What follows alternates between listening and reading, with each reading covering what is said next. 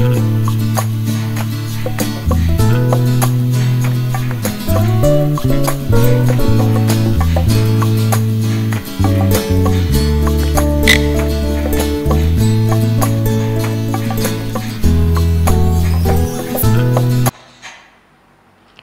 Assalamualaikum warahmatullahi wabarakatuh, sahabat Dokter Uner TV semuanya. Selamat sore bagi teman-teman yang selalu setia hadir menyaksikan segmen Dokter Edukasi. Kembali lagi dengan kami di Dokter Uner TV dalam segmen Dokter Edukasi. Sedikit informasi untuk teman-teman semuanya yang belum tahu nih, Dokter Uner TV merupakan salah satu platform kesehatan dari Fakultas Kedokteran Unair dan Rumah Sakit Umum Dr. Sutomo Surabaya yang menyajikan informasi kesehatan yang menarik di setiap minggunya. Supaya tidak ketinggalan, jangan lupa untuk terus ikuti akun YouTube channel Dr. Unair TV dan Instagram kami di @drdunartv dan @fakultas@fk_unair supaya tidak ketinggalan informasi menarik di setiap minggunya. Perkenalkan, saya Amalia Hasanah Imadudini yang akan memandu acara pada episode kali ini. Sore ini kita akan membahas sebuah topik yang menarik yang sedang in di masyarakat, yakni terkait dengan refreshing screening hipotiroid kongenital untuk deteksi dini dan pencegahan hipotiroid kongenital pada anak. Hari ini saya bersama salah satu dokter spesialis anak yang saat ini sedang aktif di Rumah Sakit Universitas Airlangga. Beliau sangat ahli dalam bidangnya. Mari kita sapa terlebih dahulu. Selamat sore, Dr. Yuni Hesbia, spesialis anak, Magister Manajemen Rumah Sakit. Selamat sore, dokter. Selamat sore. Hari ini sehat, dokter, nggih? Alhamdulillah. Nggih, baik. Sebelum kita mulai diskusi pada hari ini, dokter, ada baiknya kita tampilkan satu video terkait dengan episode kali ini, dokter. Mari kita saksikan cuplikannya. Hai Mams, pastikan anak mendapatkan screening hipotiroid kongenital atau HK di awal kelahiran bayi saat usia 3 sampai dengan 4 hari agar mengidentifikasi potensi kelainan hipotiroid kongenital sejak lahir, memastikan bayi mendapat terapi yang tepat, memberikan kehidupan yang lebih baik untuk bayi Anda. Hipotiroid kongenital atau HK merupakan gangguan fungsi kelenjar tiroid yang dialami sejak lahir, sehingga dapat menyebabkan gangguan pertumbuhan dan cacat mental pada bayi.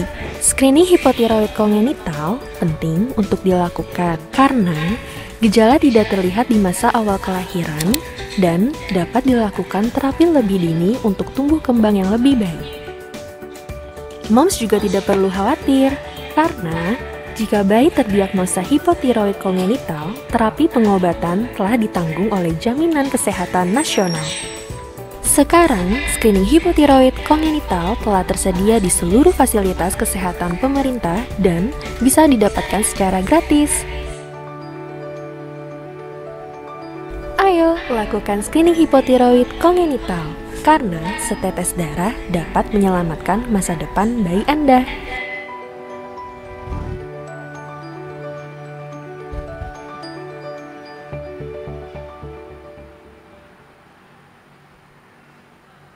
Baik, Dokter Yuni, cuplikannya sangat menarik, nggih, terkait dengan hipotiroid kongenital yang saat ini sudah mulai digemparkan nggih oleh pemerintah Indonesia. Betul. Untuk ditindaklanjuti lebih lanjut, nggih, betul. Iya, 1 bulan ini. Oh, satu bulan ini berarti sangat hangat sekali, nggih, Iya, dokter, isunya. Betul hangat. Nggih. Menyambut cuplikan tersebut, dokter, terkait dengan isu IQ masyarakat di Indonesia yang katanya dianggap rendah, dokter, dibandingkan dengan negara-negara tetangga seperti Singapura, Myanmar, serta Kamboja. Pripun, dokter, tanggapannya? Jadi kaitannya kenyataan yang cukup menyedihkan ya, kalau di internet kita baca IQ orang Indonesia itu di bawah 80. Padahal kalau kita tahu di dunia medis, IQ di bawah 80 itu sudah masuk kategori disabilitas intelektual. Nah, kenapa kok bisa sampai serendah ini? Kaitannya dengan topik kita sore ini,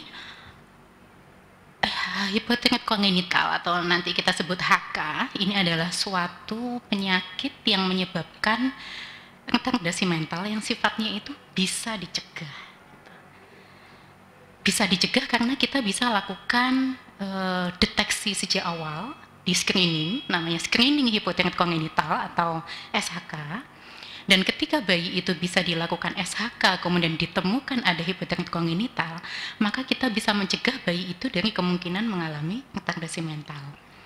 Kalau kita tahu bahwa data sampai saat ini, data yang kita pegang kelahiran di Indonesia itu dalam 1 tahunnya sekitaran 4,2 juta ya, 1 tahunnya, maka dengan asumsi bahwa ada 1 dari 2 sampai 4 ribu bayi lahir itu akan mengalami HK, kita akan mendapatkan sekitaran 2 sampai 4 ribu bayi hipotiroid kongenital. Sayangnya data kita di 2014 karena memang kegiatan ini masih belum masif dilakukan pada waktu itu, cuman ada data 100-an bayi yang dilaporkan mengalami hipotiroid kongenital. Sisanya pada kemana gitu ya. Padahal di sisi lain nih, bad newsnya adalah apabila HK ini bisa kita deteksi sejak bayi, kita obati sejak dini, maka kemungkinan bayi itu nantinya akan mencapai IQ sampai 85 itu 80%-an gitu. Baik. Tapi kalau bayi yang mengalami HK ini terlambat, nggak ketahuan sampai dia usia 6 bulan lebih, baru kemudian kita obati, maka kemungkinan untuk mencapai IQ 85 itu 0. Oh, justru sangat sedikit nih dokter kemungkinan untuk sembuh. Betul. Oh, betul.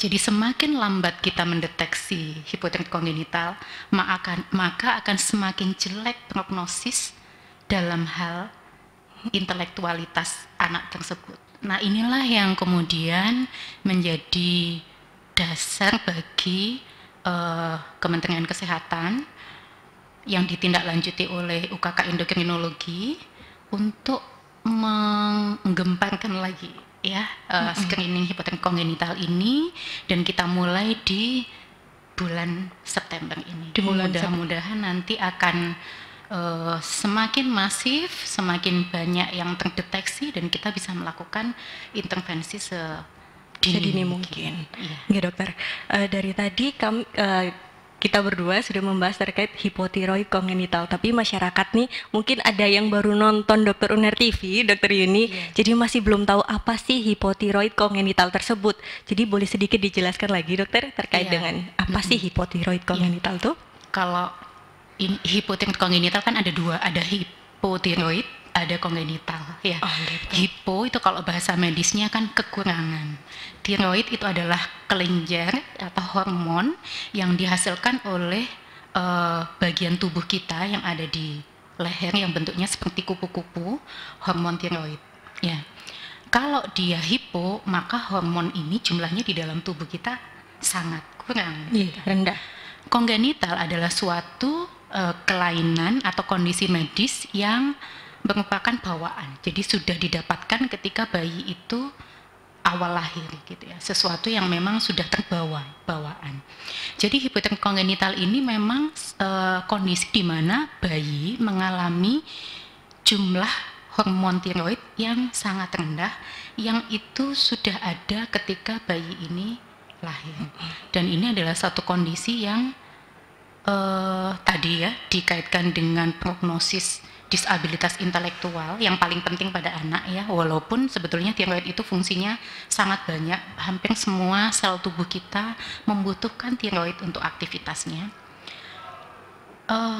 Dan yang paling berbahaya adalah kita tidak pernah tahu apakah bayi yang lahir menangis dengan berat badan lahirnya ideal itu mengalami HK atau tidak, karena nggak kelihatan. Jadi 95% bayi tidak akan menimbulkan manifestasi ataupun muncul gejala kelainan pada waktu awal kelahiran, walaupun sebetulnya kalau kita lakukan deteksi dini dia sudah mengalami hipotiroid kongenital. Itu yang sangat penting. Jadi hipotiroid kongenital ini tidak bisa dilihat langsung ya dokter ketika bayi lahir. Betul sekali. Menangis atau tidak, Betul. berat badan yang nampaknya gemuk-gemuk lucu-lucu itu betul. ada kemungkinan juga terkena hipotiroid kongenital Betul dokter. sekali. Jadi dari kondisi medis yang tidak kelihatan itu, bahkan tenaga medis, dokter pun tidak tahu apakah dia hipotiroid kongenital atau tidak, apalagi orang tua yang Betul. mungkin lebih awam dalam pengamatan medisnya. Dengan bertambahnya usia, kemudian mulai muncul gejala-gejala. Nah, ketika sudah mulai muncul gejala, kemudian kita melakukan pemeriksaan, ternyata dia sudah mengalami hipotiroid. Pada masa itu ketika kita memberikan pengobatan, sequel atau gejala sisa yang tidak bisa kita perbaiki, dalam hal ini adalah IQ-nya tadi, tidak bisa kita perbaiki. Dokter, kalau membahas sedikit tanda dan gejala, kira-kira seorang anak ini mengalami hipotiroid kongenital ini seperti apa dokter? Tanda dan gejala anak-anak yang sudah mengalami hipotiroid kongenital. Tanda dan gejala ya. Kalau kita membicarakan tanda dan gejala, ini pasti akan berbeda pada step-step anak sesuai dengan usianya. Tadi saya sampaikan bahwa ada 5% anak berarti yang sudah ada gejalanya sebetulnya, karena yang 95% itu tidak ada gejalanya. Anak yang 5% ada gejalanya ini akibat memang ibunya memang sudah ada masalah, kekurangan iodium, atau ibunya memang sudah ada penyakit tiroid sebelumnya, sehingga begitu lahir anak itu sudah muncul gejala. Nah, muncul gejalanya awal-awal ini adalah bayi mungkin tidak doing well. Jadi kalau bayi itu menangis kencang, dia nangisnya mungkin nggak terlalu kencang gitu ya. Kemudian motile atau kulitnya ini kasar gitu ya, nggak yang glowing kayak kulitnya bayi gitu ya. Boboknya lebih lama gitu, dia kok nggak seaktif bayi-bayi yang lain ya. Hernia umbilikalis atau bodong kalau istilah awamnya. Oh gitu. Pudelnya bodong gitu ya. Pudelnya bodong. Iya, itu bisa sebagai salah satu tanda. Kemudian kuning udah difototerapi, udah dieksplor penyebab kuningnya pada bayi, nggak ketemu yang lain, faktor yang lain penyebab kuningnya. Jangan-jangan dia hipotiroid kongenital. Nah, dengan semakin bertambahnya usia nanti akan semakin muncul makroglosi, lidahnya membesar, kemudian dia suka melet-melet gitu ya. Wajahnya puffy face gitu, sembab-sembab, tembem gitu ya, tembem. Pendek gitu ya, anaknya pendek, dan semakin bertambah kalau usianya, kalau kita bandingkan sama anak-anak yang lain, selain pendek, agak menggendut, bengkak-bengkak gitu ya, kok dia kayak nggak terlalu respon, udah mulai kelihatan developmental delay-nya dibandingkan dengan aktivitas anak di usia yang sama udah mulai tertinggal. Oh gitu dokter. Jadi apakah anak tersebut dikatakan mengalami hipotiroid kongenital ketika mengalami semua gejala tersebut, atau ada beberapa saja sudah bisa disebut anak tersebut mengalami hipotiroid kongenital dokter? Kalau ada tanda-tanda yang tadi kita diskusikan tadi, maka kita sudah boleh mencurigai. Ya, biasanya kalau kami dari bagian endokrin itu cukup banyak mendapat rujukan dari dokter tumbuh kembang anak. Jadi ahli tumbuh kembang anak ketika menemukan pasien-pasien dengan developmental delay, khususnya motorik delay, itu mereka melakukan screening, apa sih yang menyebabkan otot-otot anak ini tidak bisa kuat berkembang, ternyata hasilnya hipotiroid. Nah, itu dirujuk ke kami. Oh seperti itu. Dokter, sedikit mundur ke belakang ya dokter. Kira-kira apa sih dokter yang menyebabkan hipotiroid kongenital ini terjadi? Jadi mungkin ibu-ibu juga ingin tahu dan mungkin sudah mulai, wah bahaya ini ternyata penyakitnya gitu. Apa kira-kira yang menyebabkan dokter? Triggernya apa? Jadi hipotiroid kongenital ini ada yang sifatnya memang permanen, seumur hidup dia memang akan mengalami kondisi ini, sehingga dia membutuhkan pengobatan seumur hidupnya. ada yang sifatnya transien atau sesaat saja. Nah, pada kondisi yang permanen itu kita membedakan menjadi dua.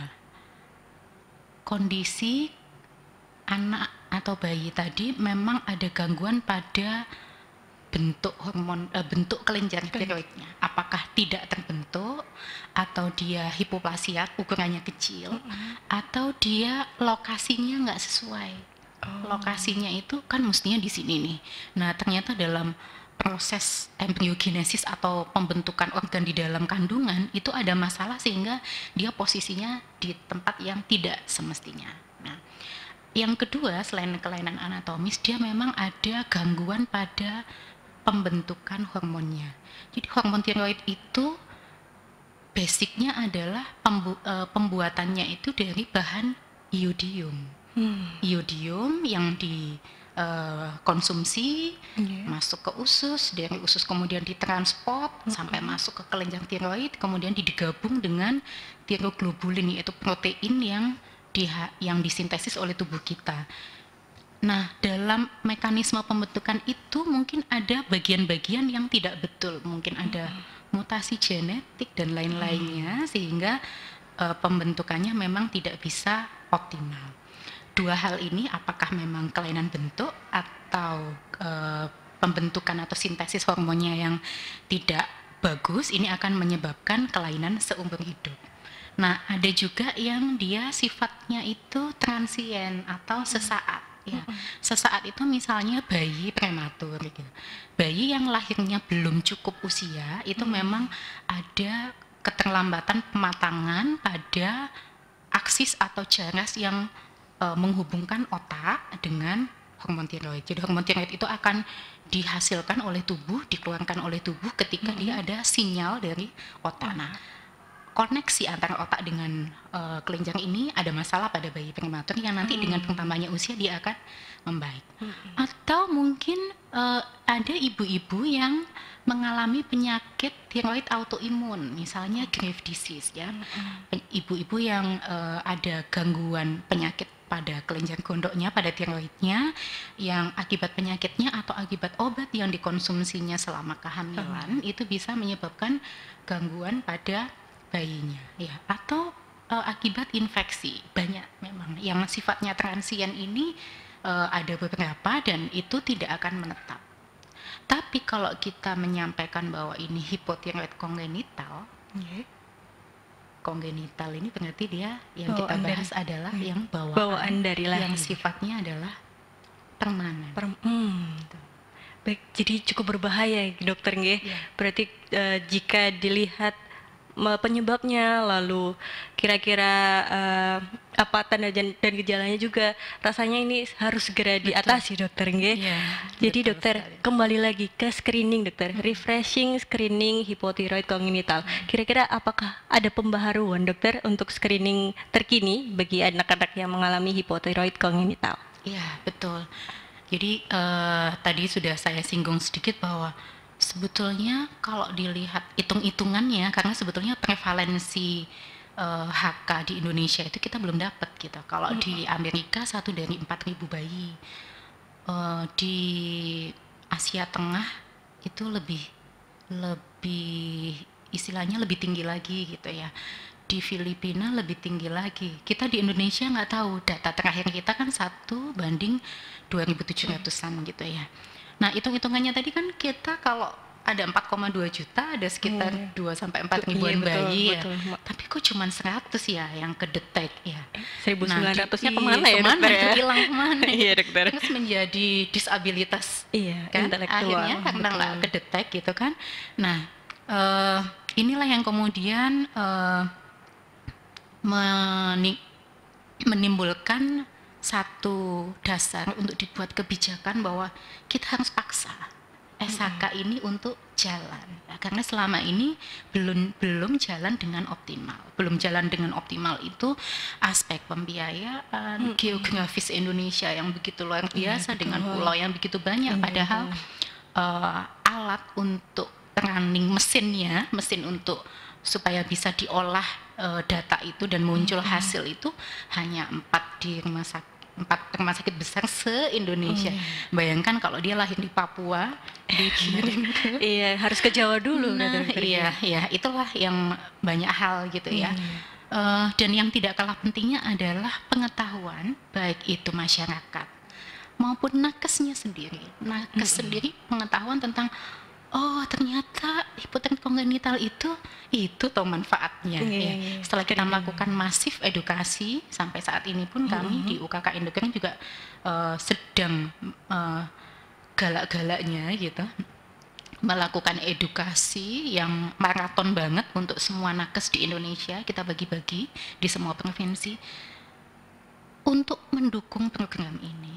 Dan alhamdulillahnya dengan kebijakan yang diambil oleh Kemenkes bahwa semua persalinan wajib untuk dilakukan SHK.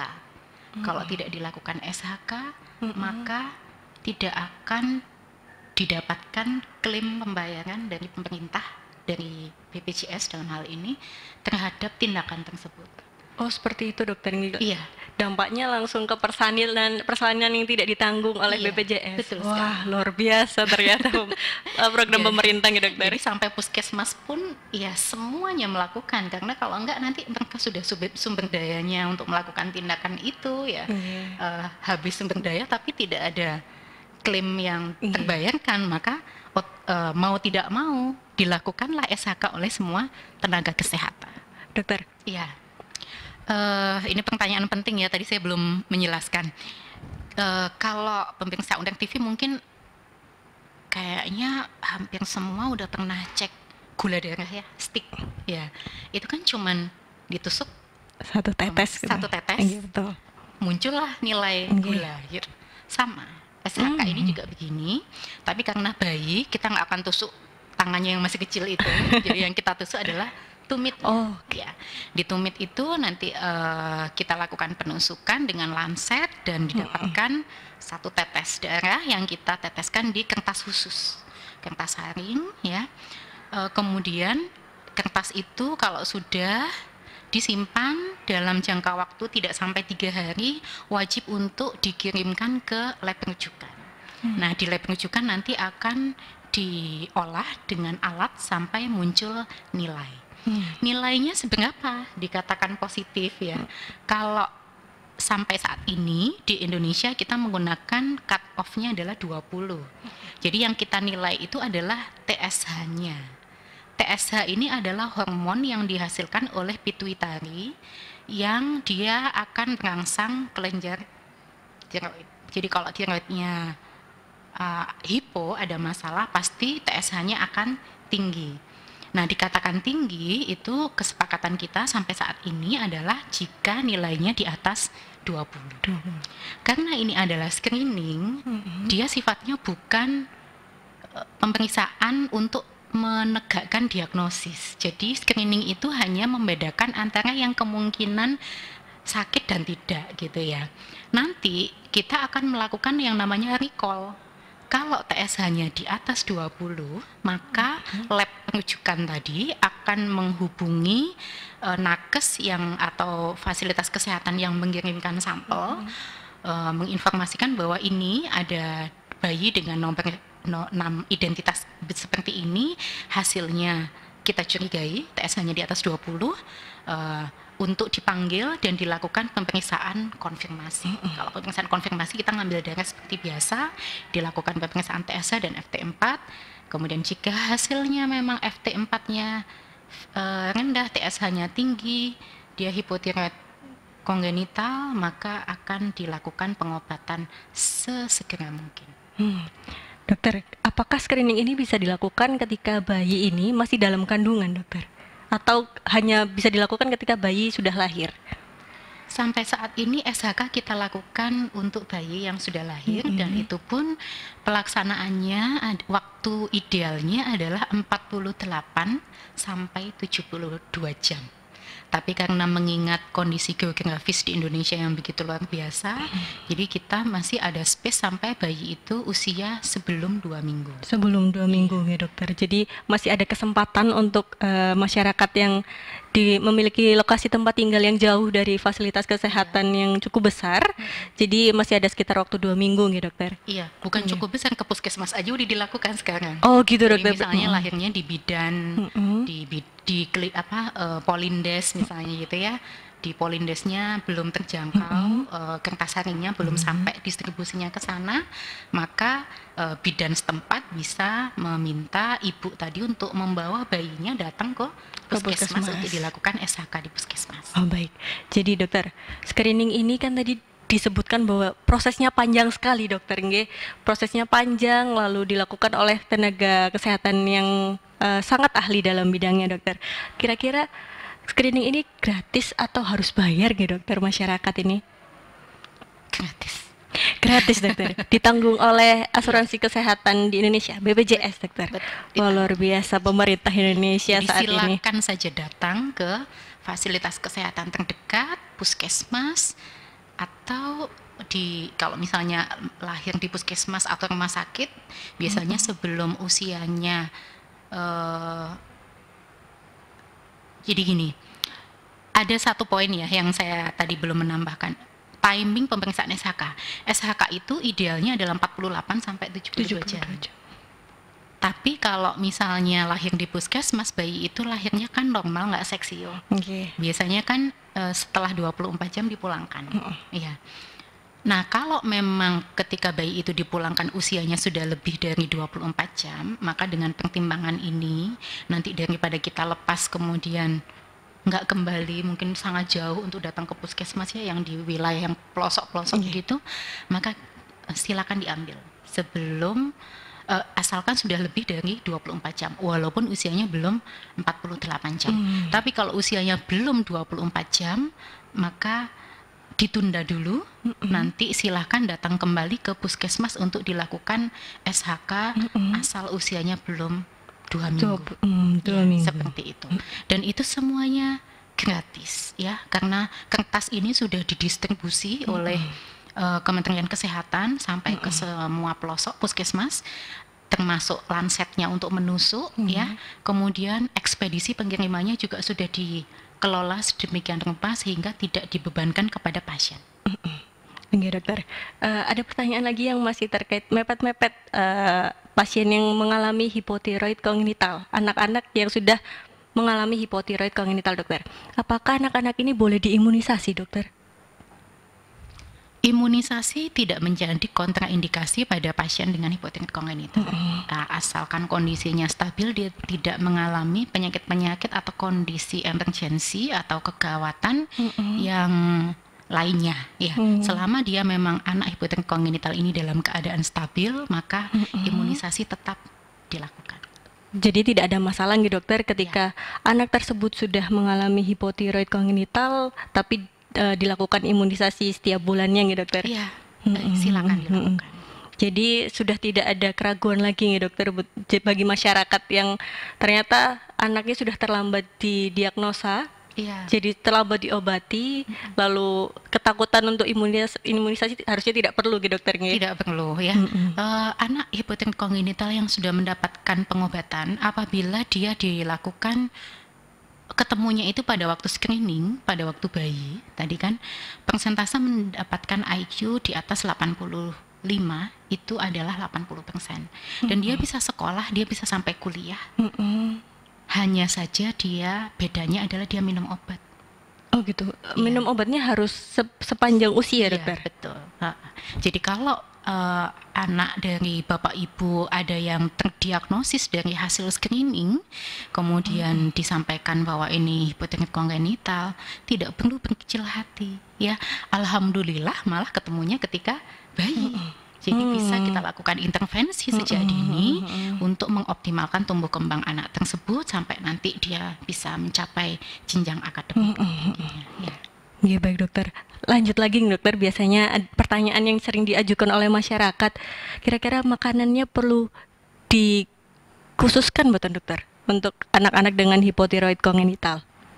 Ya, Sampai saat ini karena tadi etiologi atau penyebabnya adalah memang ada kelainan anatomi, kelainan bentuk atau genetik, maka belum ada rekomendasi makanan-makanan tertentu pada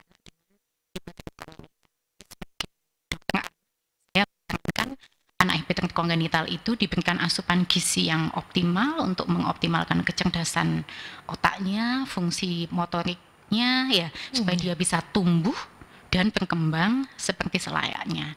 Nah, ada memang penelitian-penelitian terbaru itu yang menyatakan bahwa ada beberapa mikronutrien yang ternyata ini memiliki fungsi yang cukup baik untuk mengoptimalkan kerjanya hormon tiroid. Salah satunya yang banyak diteliti adalah selenium, kemudian zinc, iodin asalkan tidak berlebihan ya, karena kondisi berlebihan juga tidak bagus, dan vitamin D. Vitamin D, dokter. Iya. Berarti ada beberapa suplemen, dokter, atau makanan yang dengan kandungan tersebut yang lebih banyak yang harus diberikan kepada anak-anak dengan hipotiroid kongenital, dokter.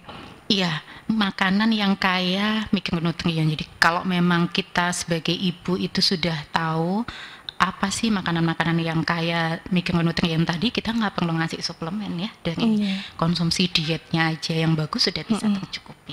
Nah ini salah satunya yang penting saya tekankan juga adalah tadi, kenapa kok ada 5% anak yang sudah muncul gejala di bayi, sejak bayi lahir, itu akibat ibunya salah satunya adalah kekurangan yodium.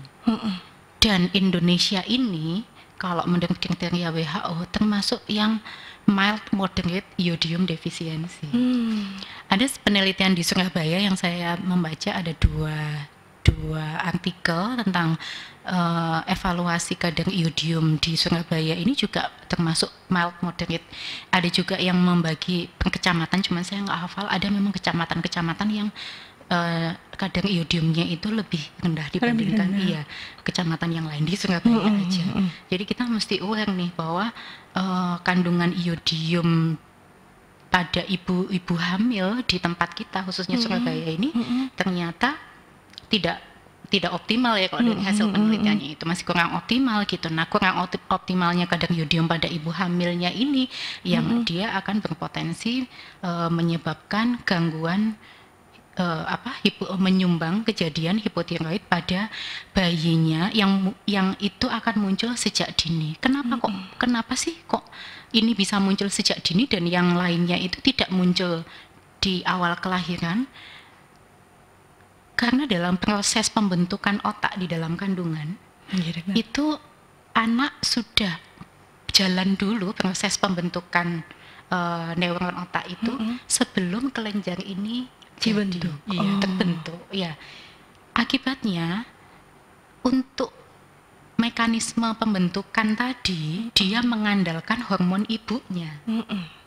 Nah, kalau ibunya dia hormonnya cukup, maka sintesis dari neuron tadi, sinap dan lain-lainnya akan terbentuk dengan baik. Sehingga ketika dia lahir nggak ada gejala. Tapi begitu bayi itu lahir tali pusat diputus, udah putus sumbangan dari ibunya. Bayinya udah harus mandiri. Iya, mandiri harus gitu mandiri. ya kan?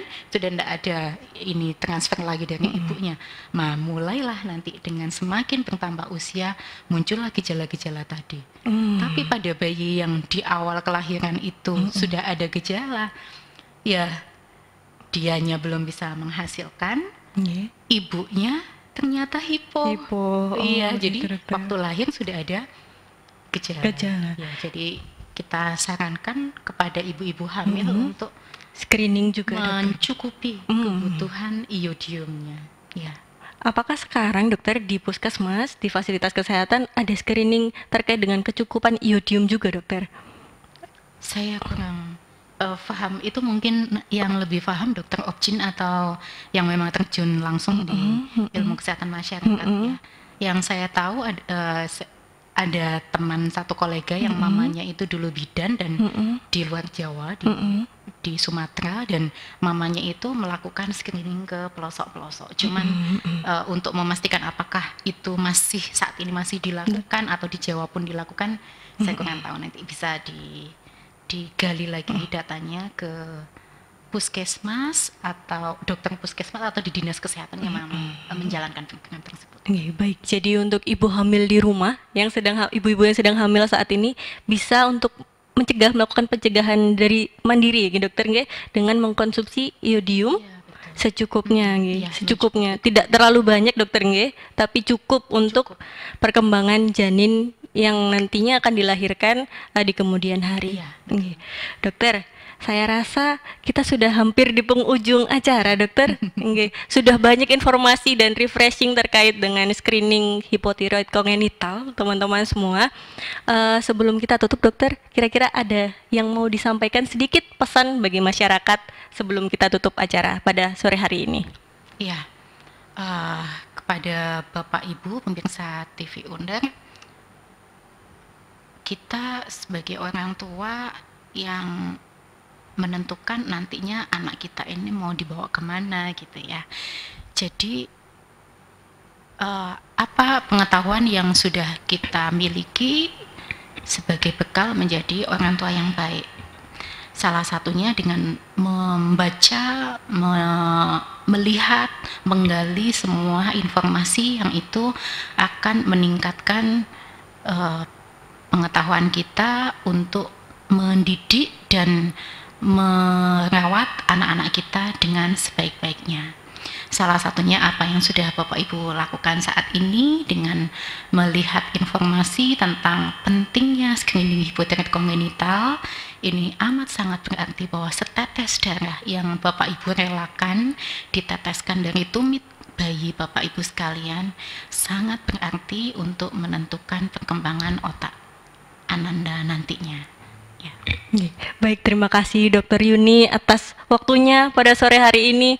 Ilmu yang sangat luar biasa yang saya dan masyarakat dapatkan. Amin. Semoga ilmunya dan masukan yang diberikan oleh Dr. Yuni bisa kami terapkan dan bermanfaat bagi kami semua. Sahabat Dr. Unair TV, tidak terasa kita sudah 30 menit menemani teman-teman semua. Jangan lupa untuk bagi teman-teman yang sedang hamil saat ini atau masyarakat umum yang baru saja melahirkan, jangan lupa untuk melakukan screening hipotiroid kongenital karena nantinya akan mempengaruhi generasi penerus bangsa Indonesia.